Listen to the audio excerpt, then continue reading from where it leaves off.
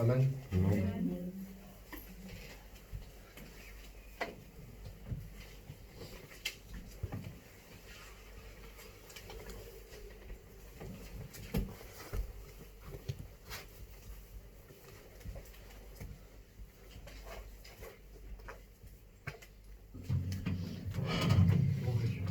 Que Dieu soit béni, amen.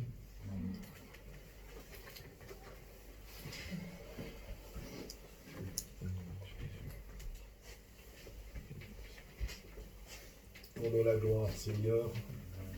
Merci ce matin. Que Dieu soit béni. Vous savez, cette semaine, il y a Chavo qui m'a appelé, c'était mercredi, je crois. Il me dit, voilà, le dimanche, il dit, je serai fatigué, il dit, j'ai accouché. Il dit, tu fais le culte? Je dis oui. Et il y a un mot qui est venu sur mon cœur, et j'ai regardé, j'ai médité. Et ce mot-là, j'ai mis mes pensées, j'ai mis ce que je connaissais. Et hier soir, je commençais à lire, je commençais à écrire ce que, un peu ma connaissance, à écrire ce que Dieu m'avait donné aussi. Et chez moi, tout le monde dormait, moi, Christelle dormait, la petite Ruth dormait. Et à plus que j'écrivais, à plus que je comprenais plus rien. Mais j'ai dit, Seigneur, je ne comprends pas, j'ai dit, ce mot, tu me l'as donné. J'ai toute la semaine, j'ai médité dans mon cœur, j'ai médité dans ma pensée, mais j'ai ce mot, tu me l'as donné. Et à fur et à mesure que j'écrivais ce vers, écoutez ce message, j'arrivais même plus à le comprendre moi-même. Et vous me connaissez, je suis quelqu'un un peu impulsif. J'ai pris les nains dans moi, j'ai pris les pages, je les ai déchirées, je les ai jetées. Et j'ai sorti les livres et j'ai dit à Dieu. J'ai dit, Seigneur, tu veux quoi?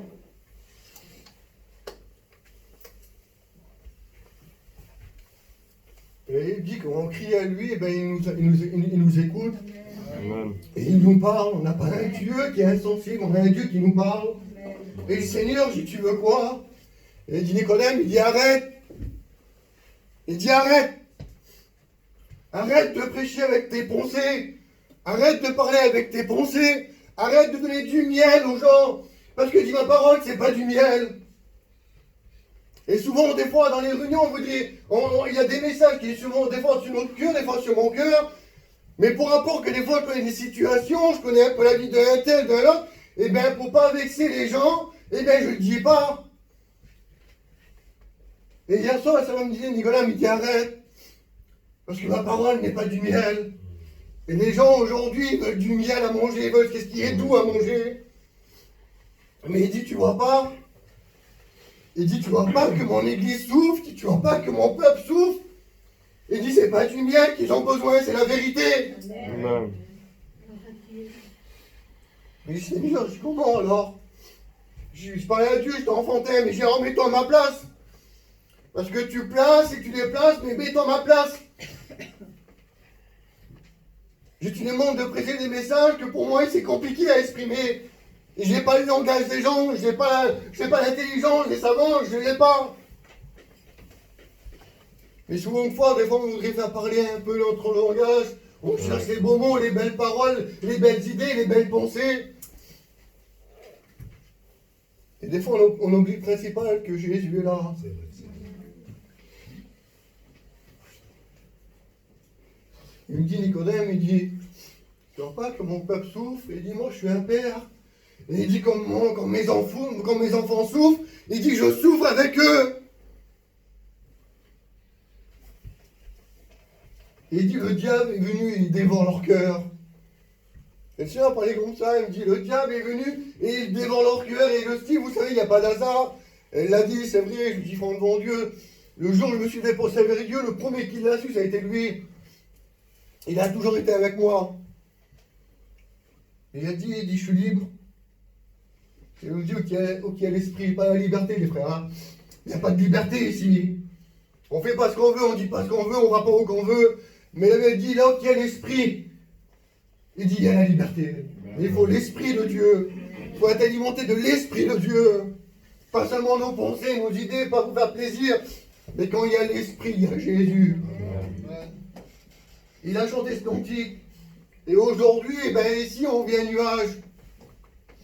Je suis plusieurs familles qu'il y a ici, dans ce lieu. Eh bien, c'est des nuages, il n'y a plus le soleil. Le soleil, il fait plus se voir. Mais j'ai Seigneur, tu veux que je parle? Mais j'ai fait autant que le soleil un peu. Ça fait des mois et des jours et des semaines qu'aujourd'hui, le nuage est là. Et aujourd'hui, le diable est là et il détruit.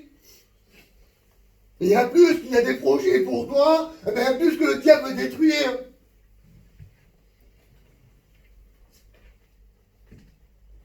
Et vous savez, moi j'aime bien lire le Nouveau Testament. Quand on prend ma Bible, pas celle-ci, l'autre que j'ai plein de notes. J'ai 95% des notes dans le Nouveau Testament. Je ne me suis jamais trop intéressé à l'Ancien Testament. J'ai prêché quelques fois, mais je ne me suis jamais trop intéressé. Et quand je suis rentré là, moi, j'ai prié le Seigneur. Et j'ai ouvert dans le livre de Zacharie. Et regardez ce qu'il dit dans le livre de Zacharie, au chapitre 1, verset 18. Il dit, je levai les yeux et je regardais, et voici, il y avait 4 cornes. Et Zacharie, il demande à Dieu, mais il dit, Seigneur, il dit, c'est quoi ces cornes?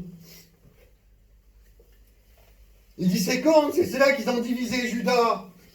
C'est ceux-là qui ont divisé la tribu de Juda, Israël et Jérusalem.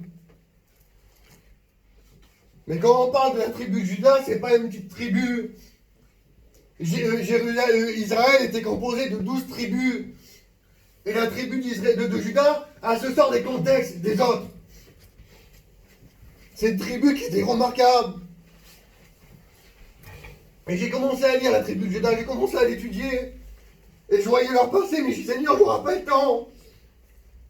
Mais des fois, on veut contrôler le temps, on veut contrôler le temps de Dieu. On voudrait tout comprendre.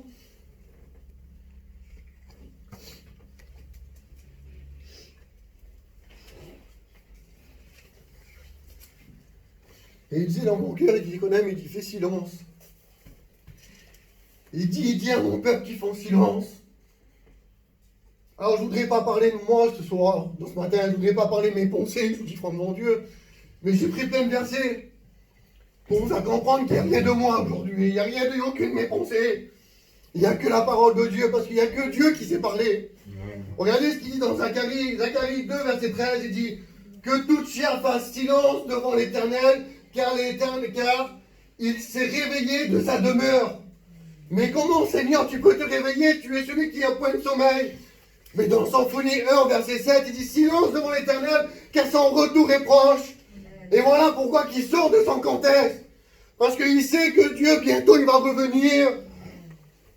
On croit en tout aujourd'hui, sauf au retour de Dieu. On croit en tout, on prévoit des choses, on prévoit des projets, on prévoit des projets de bâtir, d'acheter, de grandir dans ce monde-là. Mais on oublie que Jésus peut revenir maintenant. On arrive à l'oublier. Mais pourquoi on arrive à l'oublier? Parce qu'on ne sait plus garder le silence. Parce que notre cœur est troublé, nos pensées sont troublées. Parce que le diable, il vient comme un lion, la Bible dit c'est un lion, il vient et il nous dévore. Et écoutez, on est humain. Et quand on nous fait mal, eh bien, automatiquement, eh bien, on crie. C'est là qu'on n'accepte pas la douleur, c'est là qu'on n'accepte pas la réprimande. On ne veut pas souffrir. Habakkuk aussi n'en parle, il dit faites silence. Écoutez, vous voulez écouter la voix de Dieu? Eh bien, il faut faire un total silence dans nos vies. Il ne faut pas penser à l'extérieur, il ne faut pas penser à l'autre. L'autre ne peut pas te sauver. La Bible dit comment un aveugle pourrait conduire un autre aveugle. Et des fois, on a toute notre espérance dans cet aveugle. On a toute notre confiance dans cet homme. Mais ça reste qu'un homme. Ta confiance, elle est en Dieu. Amen. Il l'a dit, l'espérance, elle est en Dieu. La foi, elle est en Dieu. L'amour, elle est en Dieu. Parce que l'autre t'aime bien, parce que l'autre, ben, tu l'apprécies et tu mets toute sa confiance en lui. Nous, on est que des hommes. On n'écoute pas aller souvent. Ben, les serviteurs, il fait ci, le serviteur, il fait là, il vient pas nous voir, il fait ci. Nous, on est que des hommes. T'as oublié que Jésus, il est toujours avec toi. T'as oublié que Dieu, il est toujours avec toi. Le matin, comme le soir, comme la nuit, il est toujours avec toi. Je dis, ouais, mais un tel nous fait du mal, un tel fait ci, un tel fait là. Mais t'as oublié que celui qui soigne ton cœur, c'est Jésus. T'as oublié que celui qui veut te bénir, c'est Jésus. Alors il faut faire du silence. Regardez ce qu'il y a à la tribu de Juda. La tribu de, le nom Juda veut dire louange. Parce que, au respect que je vous dois, quand Léa a enfanté Juda, elle l'a appelé Juda, mais elle louait l'Éternel. Elle a loué l'Éternel. Et quand on voit la tribu de Juda, je me suis aperçu d'une chose magnifique. Je me suis aperçu d'une chose qui était glorieuse. La tribu de Juda, elle était en premier en tout. En tout, elle était en premier. Que la louange soit en premier. Des fois, on voudrait avoir des grandes choses, on voudrait que tu nous donnes des grandes choses, on voudrait accomplir des grandes choses, on voudrait être quelqu'un en Dieu, mais on n'a pas de louange, on n'a pas de crise à Dieu, on ne crie pas à Dieu. Judas, la Bible dit que la tribu de Juda était le premier de la généalogie. Il était le premier nommé dans les 12 tribus d'Israël quand le tabernacle a été construit. C'était la première tribu qui a été nommée. La tribu de Juda, ça a été la première, écoutez, à apporter l'offrande dans le tabernacle. Mais je dis, Seigneur, c'est pas possible, il faut la louange alors. Et vous savez, laissez-moi vous dire que vendredi c'était agaçant. C'était agaçant vendredi. Pourtant, il y avait le message a béni. Mais c'était agaçant. Alors après, on écoute, oui, mais il y a ça, mais il n'y a plus de louange. On ne crie plus à Dieu, il n'y a plus de prière. On voudrait recevoir de la manne qui tombe du ciel, Seigneur, donne. Mais il n'y a plus de remerciement. Vous savez, on n'a pas besoin d'avoir des grandes, des belles prières. Si des fois il le dit dans sa prière, c'est une vérité. Il dit, j'ai pas une belle prière, mais il dit, il y a la prière de mon cœur. Amen. Arrête de prier pendant 20 minutes. Prie quelques mots, mais la prière de ton cœur. Tu veux un sujet pour prier, tu dis, Seigneur, mais j'arrive pas à lever la voix. Eh bien, dis seulement ces mots-là, Seigneur, je te remercie parce que je t'appartiens. Merci parce que je t'appartiens. Il y a des gens aujourd'hui qui n'appartiennent pas à Dieu, ils vivent dans l'angoisse, dans les noms, ils sont perdus. Si je reviens, ben ces gens-là, ils sont perdus. Mais toi, tu as le privilège d'écouter la parole, tu as le privilège d'être un enfant de Dieu, et tu es ici, tu ne loues plus Jésus, et que tu vas accomplir des grandes choses, c'est impossible. C'est la tribu de Judas, c'est démarqué des autres, parce qu'il y avait la louange en premier. Il faut qu'il y ait une louange. Il dit veillez, priez, il faut qu'il y ait une vie de prière. Regardez un exemple que des fois j'ai déjà prêché plusieurs fois, et non, pardon à Dieu, parce que des fois même moi je prêche et je ne réalise pas les mots. Je ne réalise pas que des fois Dieu nous parle et en vérité on prêche pour prêcher, et des fois on écoute la parole pour l'écouter. Rappelez-vous la femme cananéenne. Cette femme-là, quand elle avait un problème, sa fille était possédée, elle nous dit qu'elle était tourmentée par un démon et elle vient vers Jésus. Et elle nous dit qu'elle criait à Jésus, aie pitié, fils de David. Elle crie à Jésus. Et dans certaines versions, c'est qu'elle loue à Dieu, elle loue à Jésus. Ouais, mais quand on loue Dieu, quand on crie à Dieu, eh bien on touche les sentiments de Dieu. Amen. On touche le cœur de Dieu. Quand on dit Seigneur, j'ai besoin de toi, Seigneur, j'ai besoin que tu bénis ma vie. Mais pas seulement des belles paroles, parce qu'il avait dit louons de la bouche, mais il n'y a rien dans le cœur. Et le Seigneur, ça me faisait comprendre ça. Il dit Nicolas, il y en a plein. Et il y en a plein qui louent Dieu de la bouche, ils me louent, ils m'adorent de la bouche, mais j'habite pas dans leur cœur. Je suis pas dans leur cœur, je vis pas dans leur cœur.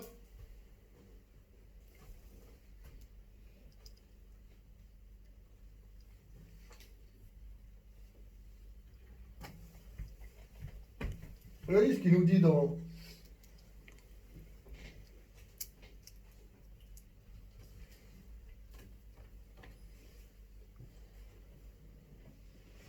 regardez ce qu'il dit Apocalypse.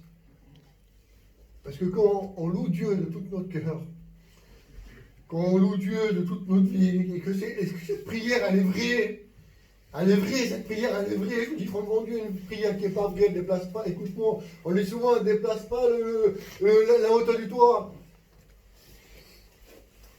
La prière qui n'est pas vraie, alors qu'il y fait. Mais quand on loue Dieu, quand on est un pas pour Dieu, et quand on travaille pour Dieu, et qu'on veut faire, et qu'on fait passer Dieu avant tout, Regardez ce qu'il dit, Apocalypse 5, verset 5. Ne pleure pour rien. Voici le lion de la tribu de Juda, le rejeton de David. Amen.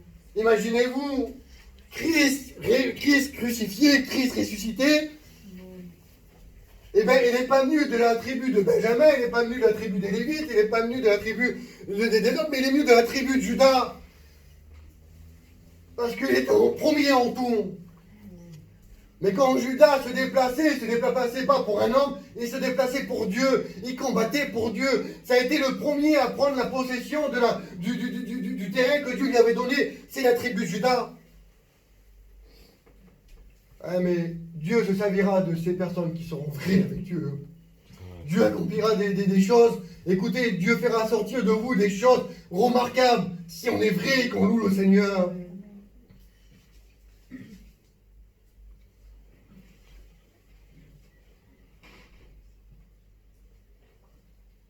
Écoutez, Christ terrestre, il est quand même de la descendance de la tribu de Juda. Je ne sais pas pour vous l'effet que ça vous fait, mais quand je connaissais, mais j'ai découvert, c'est incroyable.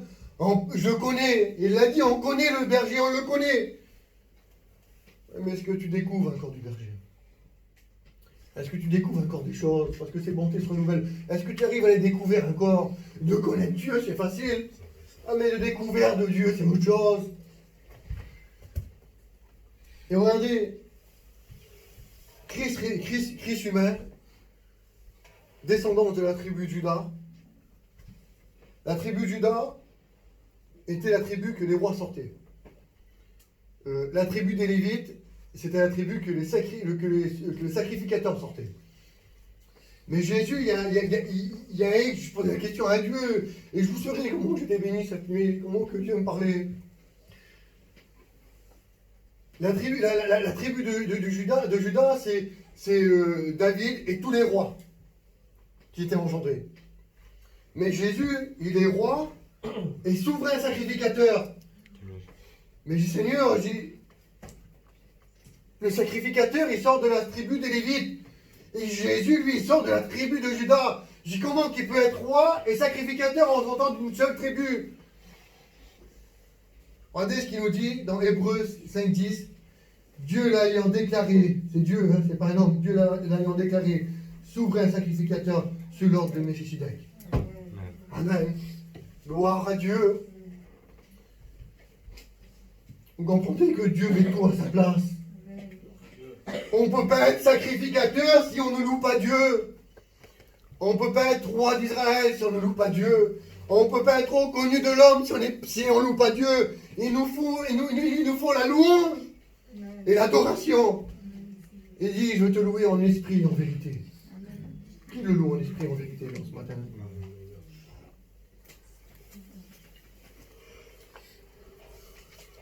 Vous savez, je voudrais pas mesurer mes mots ce matin. Je vous dis, franchement, mon Dieu, j'ai trop été repris, ça m'a fait trop mal. Je vous dis, franchement, mon Dieu, des fois, on veut mesurer les mots pour pas vexer un tel, pour pas vexer l'autre, pour pas vexer un seul. Mais aujourd'hui, vous m'excuserez, il n'y a rien de moi, c'est la parole de Dieu. Et si ça ne vous va pas, ben, allez voir Dieu, allez voir Jésus. C'est la Bible que je prêche ce matin, c'est pas mes pensées.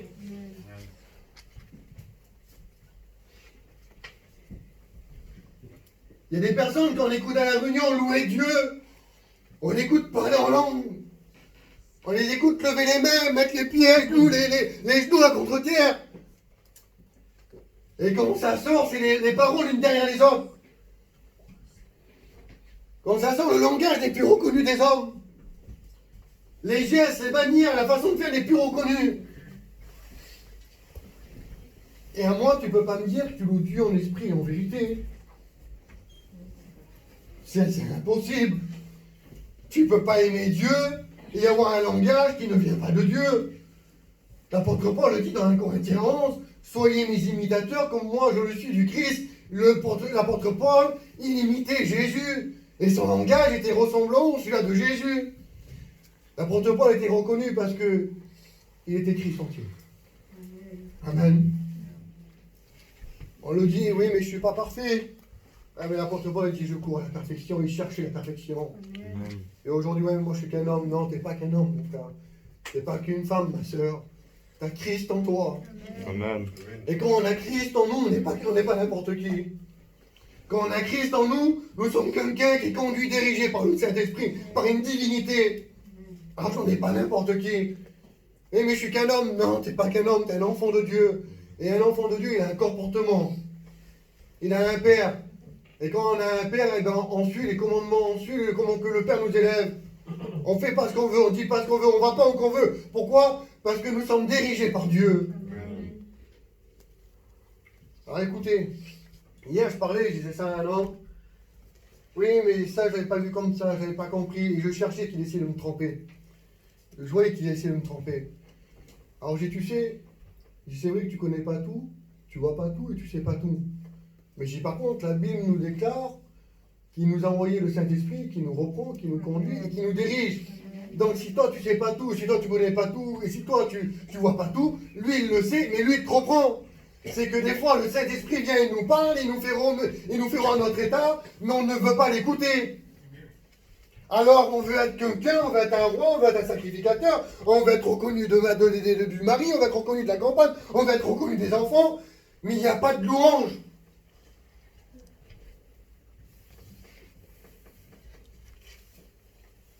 Vous savez, je dis franchement Dieu, vous savez pourquoi ça m'a fait mal cette nuit ce message?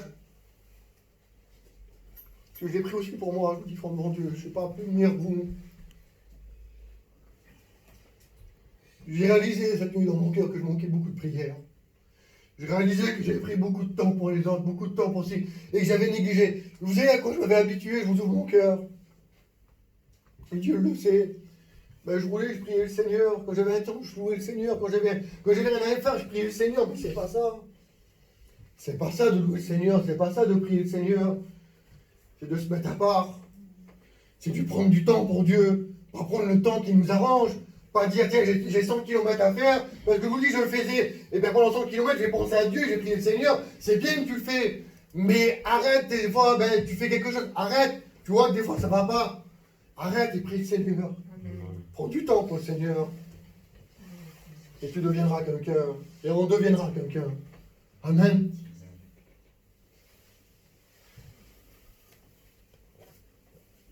Regardez. Le diable disait, il dit Nicolas, il dit le diable a planté une corne. Une corne dans le cœur de mes enfants. Ils ont perdu la louange. Ils ne loueront plus Dieu, ils ne prieront pas Dieu. Ils ne prennent plus du temps pour louer le Seigneur.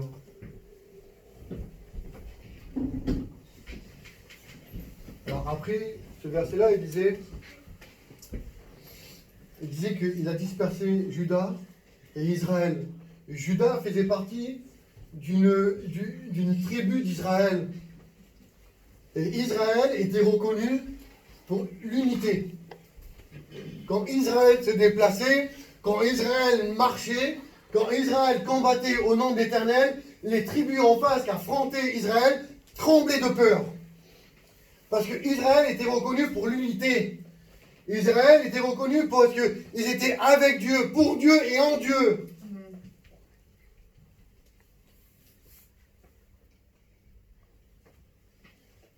Regardez on va lire un verset dans 1 Corinthiens 10. 1 Corinthiens 10, c'est au verset 2. On fait la lecture ensemble.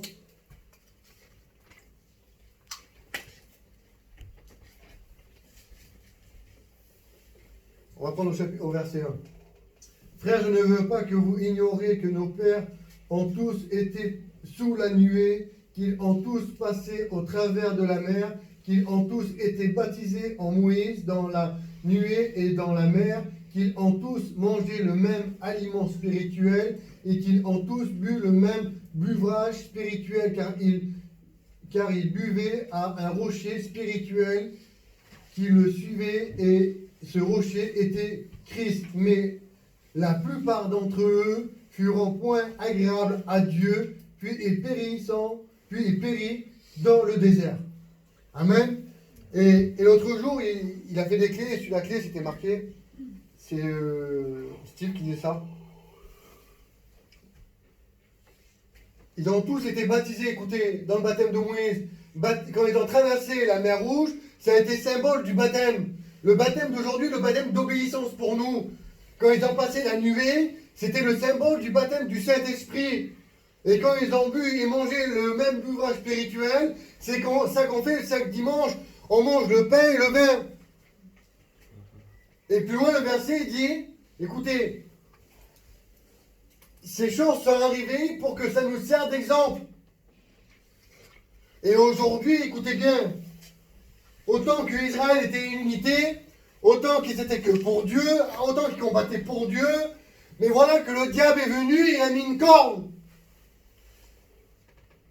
Regardez ce qu'il dit.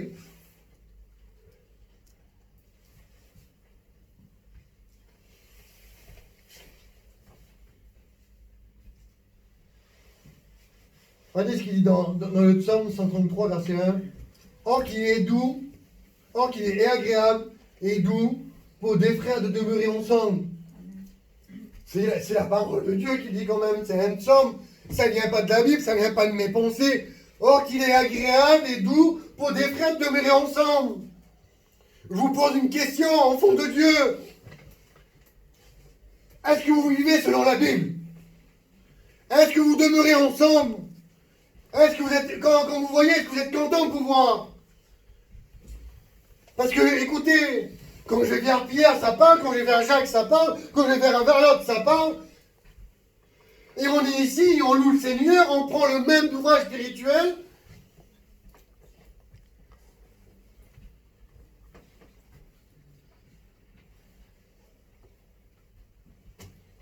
Est-ce qu'il est bon de demeurer ensemble? Non. Il est bon? Non. Parce que la Bible nous l'enseigne, c'est qu'il est bon. Regardez, 1 Corinthiens 12, 27. Vous êtes le corps du Christ et vous êtes ses membres, chacun pour sa part. Tu veux dire quoi, Nicodème? Moi, je veux rien dire du tout. C'est la Bible qui le parle. Dans une église, il y a plusieurs rangs. Il y a le pasteur, il y a l'étudiant, il y a le futur étudiant, il y a le diacre et le chrétien. Tu ne pourras jamais être pasteur, mon frère, mais tu pourras être un chrétien. Tu ne pourras jamais être un diacre, mais tu pourras être fidèle dans tes réunions. Mais par contre, il n'y a pas de titre au niveau de Dieu. Nous sommes le corps du Christ. Je vous pose encore une question, mais vous n'avez pas besoin de me répondre, mais écoutez, c'est dans ton cœur là. Est-ce que ici, le groupe là, est-ce qu'il est vraiment le corps du Christ? Parce que dans le corps du Christ, il n'y a pas de division. Tu ne peux pas louer Dieu, tu ne peux pas remercier Dieu, tu ne peux pas dire Seigneur, Seigneur, et n'en vouloir à ton frère, n'en vouloir à ta soeur. C'est pas la Bible. Parce que si moi j'en veux à quelqu'un, et bien quand je vais le voir, je ne vais pas dire ben, il est agréable de demeurer ensemble. Il est doux. Ça serait un mensonge dans mon cœur. Et si c'est pas dans mon cœur, eh bien j'ai beau à prêcher l'évangile, j'ai beau à prier le Seigneur, quand Jésus revient, ben, il ne me prend pas. Parce que ce ne serait pas vrai. Et Jésus, lui, il prend les vrais, les véritables. Lui qui est saint. Amen. Mais pourquoi là? J'ai marqué ça, moi. Mais pourquoi? Je dis, Seigneur, je dis, mais pourquoi alors?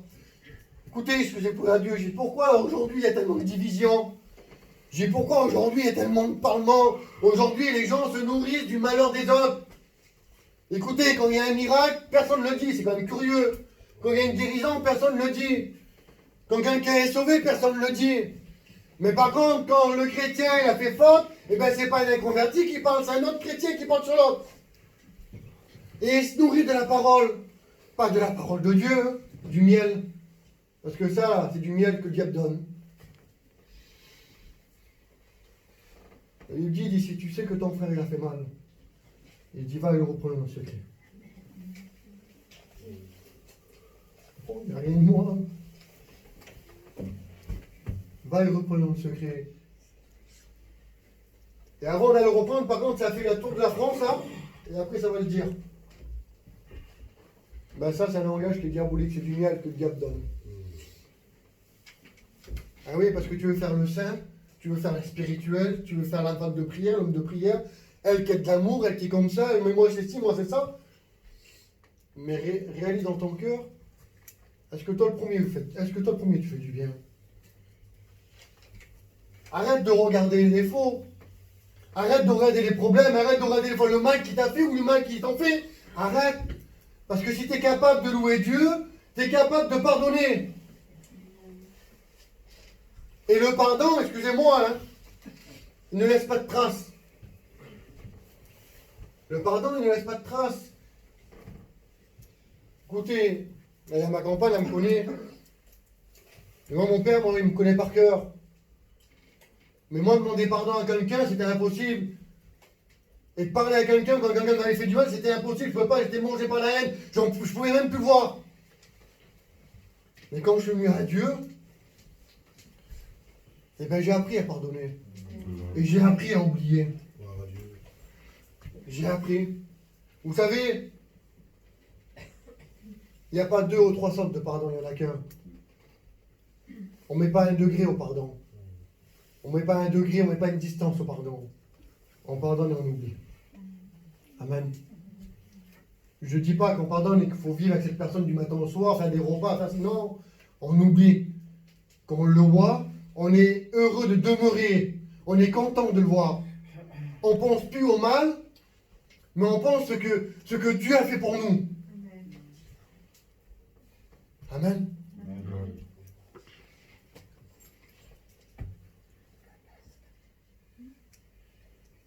Regardez, j'ai posé le pourquoi et Dieu m'a répondu selon la Bible. J'ai dit, Seigneur, je ne donne-moi pas la pensée, je dis, donne-moi l'écriture. C'était la demande à Dieu. Seigneur, je donne-moi l'écriture, je donne-moi des versets, je veux des versets. Et écoutez, c'est l'Ancien Testament, et je vous dis franchement Dieu, ces versets, Dieu me les a donnés comme ça là. J'ai jamais lu pratiquement le livre d'Ézéchiel, j'ai jamais lu pratiquement le livre de Zacharie, c'est moi, c'est le Nouveau Testament, c'est les évangiles. Et Dieu m'a fait sortir du confort. Du confort de ma lecture, du confort de ce que je connais. Dieu voudrait nous faire sortir du confort qu'on a aujourd'hui. De venir à la réunion.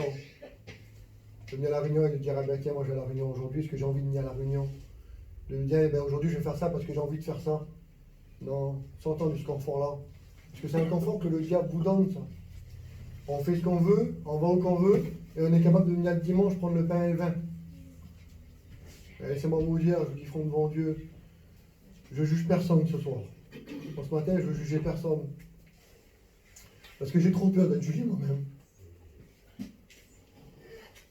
Mais je vous dis, devant Dieu, moi, ma vie, moi, au niveau de Dieu, je veux avoir une fidélité irréprochable envers Dieu. Et je ne veux pas que Dieu me dise, Nicodème, eh, mais t'as fait ci, t'as loupé cette réunion-là, t'as loupé cette réunion-là, t'as loupé cette réunion-là, t'as pas été visité un tel, t'as pas été visité un tel. Et je ne veux pas que Dieu me fasse ces reproches-là. Alors vous savez, il me dit que les bontés de l'Éternel se renouvellent chaque matin. Et moi, ce matin, je veux redémarrer une vie en Dieu. Je veux redémarrer un pas nouveau avec Dieu. Et je veux enlever ces cornes-là que le diable des fois a mis dans nos cœurs. Eh bien, je veux les retirer. Parce que je veux redémarrer une vie nouvelle avec Dieu. Mais regardez ce que dit Ézéchiel 3,7. La maison d'Israël a le front dur et le cœur endurci. Voilà le pourquoi aujourd'hui. Pourquoi il y a tant de division? Pourquoi que l'Israël n'était plus uni? Pourquoi que l'Israël a vécu des défaites? Pourquoi que l'Israël, que les gens le voyaient, n'avaient plus peur d'Israël? Parce qu'ils avaient le front dur, ils ne voulaient plus écouter ce que tu leur avais donné. Ils ne voulaient plus écouter les commandements de Dieu. Ils voulaient se laisser diriger par eux-mêmes. Ils avaient le cœur endurci. Tellement que le miel, écoutez, tellement que le miel était sur le cœur, tellement que le diable avait alimenté le cœur et avait endurci le cœur, tout ce qui est né de Dieu ne faisait plus d'impact. Parce que le miel, il a du goût. Et pour se débarrasser le goût du miel, eh ben, ça met longtemps, il faut boire beaucoup. Mais quand on dit que venir à la réunion, c'est important, eh ben non, on veut vivre une vie chrétienne comme on le veut, Chavot. Quand on dit aux sœurs, c'est important de mettre le foulard, eh ben non, pour eux, ça en fait une raison. Pour eux, c'est pas important. Regardez ce qu'elle a dit Ève. Ça me vient comme ça. C'est encore l'écriture, je remercie Dieu. Regardez ce qu'elle a dit Ève dans le jardin. Ce que Dieu a dit, ce que le diable a dit à Ève. Regardez le miel que le diable lui a donné. Regardez. Est-ce que Dieu a réellement dit? Il n'a pas menti là. Il lui pose une question. Là, je pose une question, moi, Alex. Est-ce que Dieu a vraiment dit ça? S'il ne la connaît pas, la question, ben attends, je vais m'enseigner. Le diable ne mentit pas, mais le miel qui donne. Comment il passe? Comment qu'il passe, comment qu'il a passé là? Comment qu'elle l'a pris? Ouais, mais ça a engendré ça, la désobéissance. Et la désobéissance, elle a engendré le péché. Et quand on dit ben, de mettre le foulard, et ben, ou de venir à la réunion, ou d'être fidèle, je dis front devant Dieu, et ben ça engendre ces choses-là. Parce que le contraire de la fidélité, c'est l'infidélité. Et l'infidélité engendre aujourd'hui une vie de péché. Parce que laissez-moi vous dire, qu'on est un guerrier, qu'on sait s'entraîner, vous savez, c'est pas trop religieux, ça je vous le dis. Hein. J'aime bien regarder la boxe, vous le savez. Mais quand un boxeur, quand il va combattre un combat, il a des mois et des mois et des mois de préparation. Et quand il vient sur le combat, il est dans toute sa forme. Et même qu'il a perdu, mais il a donné tout ce qu'il avait. Et aujourd'hui, on voudrait combattre comme ça, non? Être assis et remporter des grandes victoires. Mais à plus que tu vas louper des réunions, à plus que tu n'auras pas de communion avec Dieu, à plus que tu vas louper ce petit moment de prière, ce petit moment de demeurer. Écoutez, il est agréable. Il est agréable et doux pour des frères de demeurer ensemble. Il est agréable et doux pour des frères de demeurer ensemble. Et bien tous ces moments que tu vas louper, ou ces moments que tu allais voir ta soeur, tu priais avec elle, ou ces moments que tu allais parler du Seigneur, ou ces moments que tu étais content de te voir. Mais à moins que tu te verras, à moins que tu viendras à la réunion, et à moins que tu écouteras ce que Dieu te dit, et bien tu as le front dur et tu as le cœur endurci. Et bien le diable te donne du miel et tu te prends. Et tu te nourris avec ça. Regardez plus loin. C'est une 40 pages. Regardez ce qu'il dit. Ézéchiel 2, chapitre 2, verset 5. Qu'il écoutant. Comment que ça m'a béni? Écoutez, ce verset m'a fait du bien, je vous dis, franc grand Dieu. Je vous dis, écoutez comment que ce verset m'a fait du bien. Je vous dis, franc grand Dieu, il a élevé un poids sur moi qui devait peser 40 kilos. Parce que je posais la question à Dieu il y a quelques jours, je me dis, Seigneur, j'ai comment faire comprendre que c'est important l'évangile. Regardez ce qu'il dit dans Ézéchiel, chapitre 2, verset 5, c'est pas Nicolas qui le dit. Qu'il est écoutant ou qu'il n'écoutant pas. Écoutez, que tu reçois ou que tu ne reçois pas Dieu, mais quand Dieu parle, Dieu a parlé. Qu'il n'écoutant ou qu'il n'écoutant pas, car c'est une famille de rebelles. Ils sauront qu'un prophète est au milieu d'eux. Et ce prophète, mes frères, mes sœurs, ce n'est pas un homme, c'est bien Jésus. Amen. Que vous écoutez ou que vous ne voulez pas écouter, que vous avez le front dur et le cœur endurci, mais aujourd'hui vous le savez que Jésus est au milieu de nous. Amen. Amen. Vous dites pas Amen, vous n'êtes pas d'accord. Mais il dit c'est une famille de rebelles. Et voilà aujourd'hui ce que le diable fait. Voilà la corne que le diable a plantée dans la famille. Parce qu'aujourd'hui les familles sont divisées aujourd'hui. Et c'est pour toutes les familles, il y a beaucoup de familles comme ça. Que le diable vient, met une corne, il a mis tellement du miel, tellement, vous savez, tellement du miel en vérité, qui était bon, de très bonne qualité, tellement de belles paroles. Quand il a mis la corne sur le cœur, ça n'a pas fait mal. Il l'a accepté. Comment accepter une corne dans le cœur? Une corne, pour l'animal, c'est une défense. Et quand la corne rentre dans l'animal adverse, elle fait du mal. Mais là, cette corne, elle t'a pas fait du mal parce que tu as accepté le langage du diable, le miel que le diable t'a donné, tu l'as accepté. Quand quelqu'un venait vers toi, par exemple, moi c'est mes copains, j'avoue, t'as vu la telle, elle a fait comme ça, elle a fait comme ça, elle a fait comme ça, elle a fait comme ça. Ah oui, et ben moi j'ai vu ça, ça et ça sur lui.